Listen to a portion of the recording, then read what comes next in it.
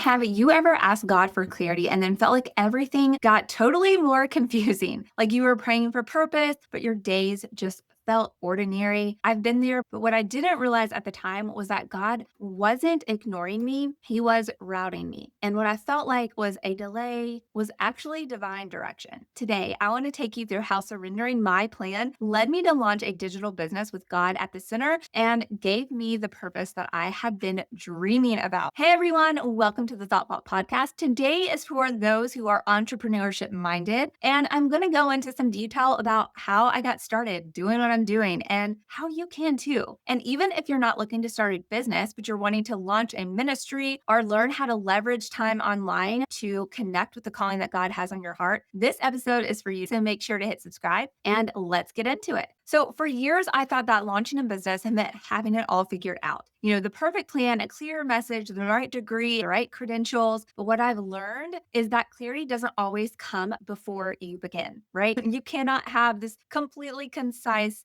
plan of action that is perfectly executed. That is just simply not real life. Sometimes clarity shows up in the midst of doing, in the midst of failing, in the midst of trying. And so I was asking God for a straight plan, and He gave me a roundabout way that would completely transform my life and what I've been doing for the past almost 15 years. So my journey didn't start with a bold launch post or a six-figure dream. It really started in the quiet. I was deep in motherhood, feeling disconnected from other women, from who I used to be, the dreams that I had, the ideas that I had, but I also had diapers, dishes, doubts, and still God whispered purpose into the middle of my mundane everyday life. And one night I stumbled across a blog that I had written years earlier in the midst of my early life crisis when I was working in corporate America. And I remembered how alive I felt when I started my blog and the purpose behind it and the momentum it created in my life to try things I never anticipated I would be doing.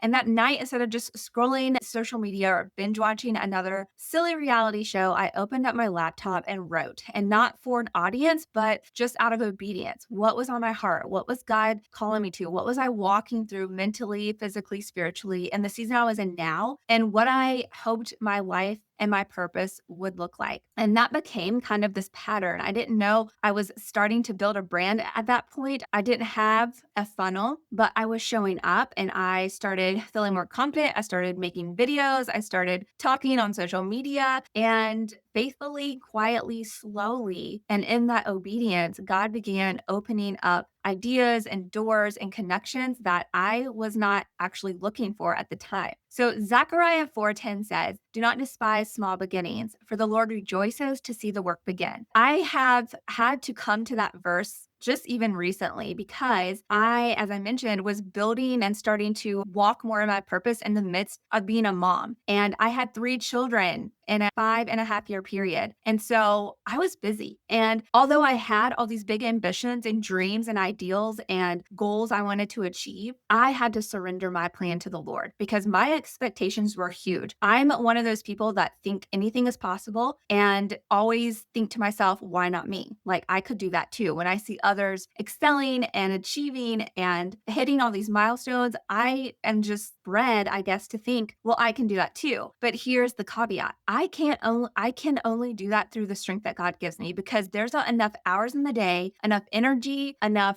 bandwidth, enough of me to go around to steward something that grand and be a good mother and be a good wife and be present in my daily life where God is calling me to serve here and now in the midst of it. So I had this huge revelation, like I have to surrender my timeline and expectations to match God's and not the other way around, not me begging God to match mine and me being in the driver's seat, me being the creator, me being the one that's controlling the outcome. If I truly wanted to have purpose and contentment, it had to align with God. And so I had to give up my timeline. I had to just surrender it. You know what, Lord, if it takes me 20 years to get where that 28-year-old got, so be it, because my life is different than theirs. My calling's different. My purpose is different. What I'm doing right now is different. And that's what I want to give you some encouragement. This is kind of a tangent. side note, but be willing to accept God's timeline and expectations. Because if you align with Him, you will feel content in all the wins, the small ones, the ones that seem meaningless, and the big giant ones. If you can steward well what God's put in front of you now, you'll be ready for what's to come. And oftentimes we want to skip from A to Z. We want to skip from 0 to 10,000. We have these big goals and we see people that can make that happen and have made that happen. But that's not always our story. And we also don't know what the rest of their story looks like. We see the highlight reels, we see the wins, we see the success, but we don't know the rest. What does the rest of their success look like? People can paint any picture that they want, but you have to be content in who you are. And ultimately, that is only found by aligning your heart with God's, stewarding well what He's put in front of you. That's going to give you the contentment. So those moments of, writing and coaching, sharing a story were actually like the first bricks in this business that God was building through me and was slowly coming to fruition. It wasn't fast, but it was formed in faith. And I started with a blog that turned into showing up on social media with video content, and that evolved into a podcast. And then launching an email list. Ultimately, that led me to pursuing life coaching certification that was biblically based. And I launched coaching services, which evolved into digital products and offers and community groups.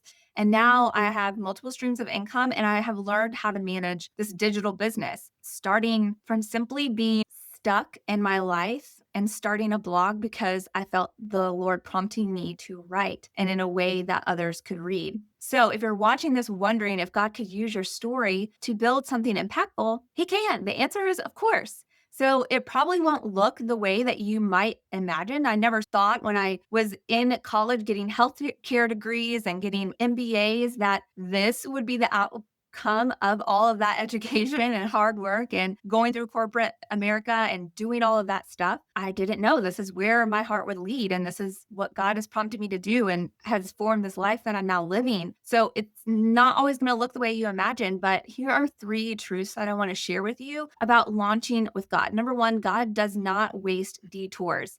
So the blog post that I forgot about, the blog that I started 18 years ago, that degree that you don't use, that hard season that humbled you, God's been collecting all of it. It's all part of your tapestry of life. Romans 8:28 says He works all things together for good, not just the obvious things. So yeah, I just mentioned I have all these degrees. Am I working as a healthcare CEO? No. I started in management when I got out of school. I matched my degree with my job and my life was not content. It was not purposeful. It was hard and challenging. And I went through an entire early life crisis, if you will. So what I thought after that was, what am I going to do? Like, I've just spent all this money getting these degrees. I've spent all these hours, countless time. All of that was for nothing. That's what I felt. But hindsight is all of that led me to where I am. Had I not experienced all that, I would have always wondered. Had I not challenged myself, I wouldn't see that I could do hard things in the midst of life. And all the knowledge that I've gained is not wasted. Knowledge is never wasted.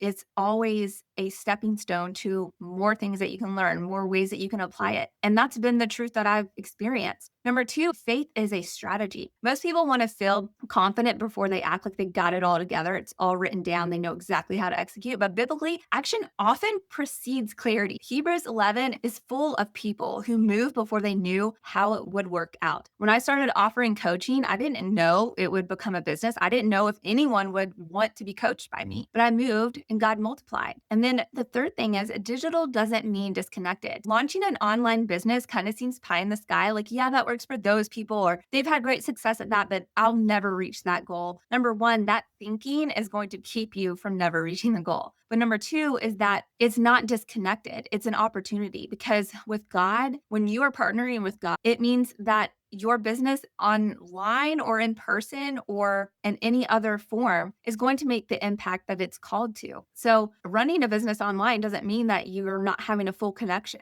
I mean, I have met so many people now being online for well over 10 years, just the connections, the ability to serve people all over the world, the ability to leverage my time well. Like I mentioned, I have 3 kids. I have a husband who works long hours. I can't work a traditional corporate job job that takes me away from my kids. I don't want that. And that also would give me no quality of life that I value. And so I have been able to leverage the online space with the time that I truly do have to give to it, to steward it, because ultimately I'm a mom first, and that is my priority in this season of my life. So I say all that to say, believing that the internet is like neutral space or too crazy, I think people just don't know what they don't know yet. So I'm here to help you see and catch the vision for what's possible when God is calling you to do something and when you're motivated by wanting to live out what you feel called to do, your purpose and your unique gifts and skills. According to the Pew Research Center, over 91% of adults use the internet and over 70% use it daily to find solutions. So that means if God gave you a solution for somebody, whether it's your testimony or whether it's how to be the best crocheter on the planet, the internet can be your vehicle for obedience. It can be your vehicle to connect and leverage your time and your skill set in a way that truly is just an opportunity of a lifetime. So if you've been praying for purpose, but scrolling past your start, this is your moment. I want to call you out right now. You're not waiting on God to give you something new. He's waiting on you to use what he already gave you. So if you've ever said, I just wish I had more time, or I don't know where to begin, this is where digital entrepreneurship is such a gift. Because what I didn't understand when I first started was that a business built online isn't just a shortcut to income, it's a setup for purposeful alignment. It has allowed me to work while my baby's napped, while I'm raising them, to be their primary caregiver. It's allowed me to serve others using my voice and my story that otherwise I honestly just wouldn't have the avenue or the time to do. It's helped me reach women around the world without having to leave my house. And here's the part that shocked me. It didn't require some massive platform. It didn't require all this startup capital. It just required a decision to begin with what I had and where I was. And it evolved.